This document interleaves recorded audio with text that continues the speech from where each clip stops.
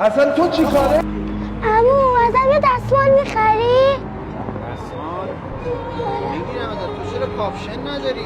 عمو بهم گفته کاپشن نپوش مردم ببینن از دلشون برات بسوزه ازت دستمال میخری.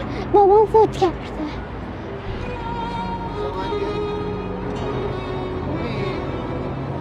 یه دقیقه ببین تو ماشین من کاپشن خواهر دادم جا مونده اونجاست یا نه؟ عمو نه نمیخواد کاپشن نمیخواد. عمو ببینید شب خونه راه نمیده. نه عمو نه شب خونه راه نمیده. غلط کردم بیا اینو بپوشم. نه دعوا میکنه. من دستمال رو خودم سردمه. تو چجوری تو این لباس داری می‌چرخی؟ کاپشن برای چی پوشیدی تو؟ کی گفت تو کاپشن بپوشی؟ برای چرا بچه‌ها؟ من عموشم، شما دخالت نکن. شما یه دقیقه برو. برای چی میزنی؟ بچه رو فرستادی. برو ببینم تو چی میگی؟ بچه رو اینجا فرستادی که دستمال اصلا تو چی کاره این وسط؟ تو چی کاره این وسط؟ بچه رو کجا؟ بابا داداش یه دقیقه بیا دور مخفیه. ما با همیم. به خدا دور مخفیه.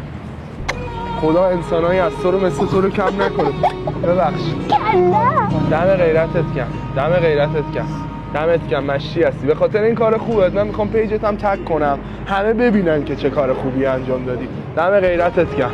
مشتی هستی. خیلی مشتی هستی.